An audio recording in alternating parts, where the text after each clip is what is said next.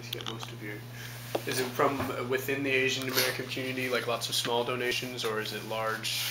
Now, let's see. Before we go, I'm going to give you a copy of our annual report that has some pie charts, and you'll be able to really digest and get into this. But I'll mention a few things for you to take note in terms of funding.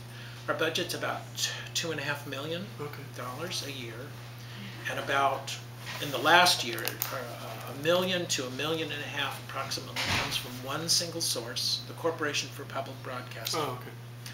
Corporation for Public Broadcasting, otherwise known as CPB. So I actually, you know, when you're doing your paper, one or more of you may concentrate on some of these issues. There's a whole area that we work in that's in public broadcasting, and it's making a transition out of public media, and it's a pretty important one for all of us, so it really bears thinking.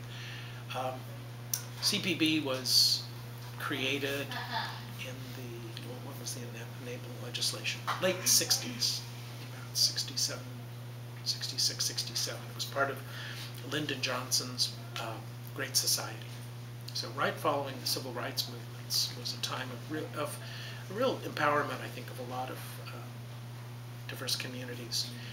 Public television was created in those years, as were the National Endowments for the Arts and Humanities. These were also programs for the Great Society. The creeping socialism, as the would say. I never realized those were part of that. Yeah, yeah.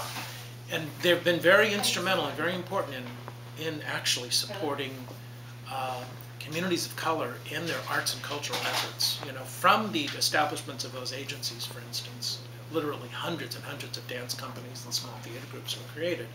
So for Asian American communities, Latino, African American, these were all, or a lot of it's been leveraged because you have an agency like the NEA. I used to work there, so I'm very proud of that history.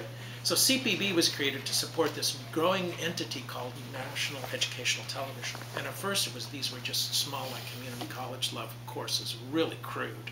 You know, one camera on the blackboard and a guy trying to teach English as a second language in the early 60s. And this was before that same legislation was establishing PBS and NPR. And in fact, NPR really didn't get going until a few years later, get organized.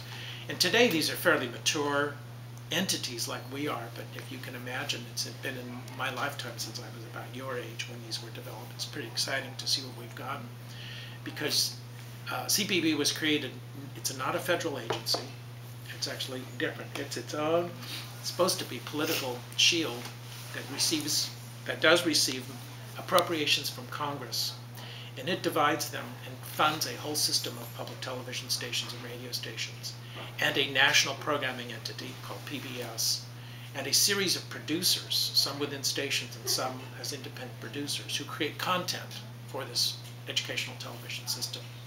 At the heart of this whole thing it's predicated on an understanding that as a society, as citizens, we deserve a system of non-commercial educational and cultural programming that enlightens and educates the society. Now, this underlying premise is one that I very much believe in, and I believe it's given us all great benefits in all of our communities. Not everyone believes in it. It's been a highly contested idea, particularly during this period when you've grown up.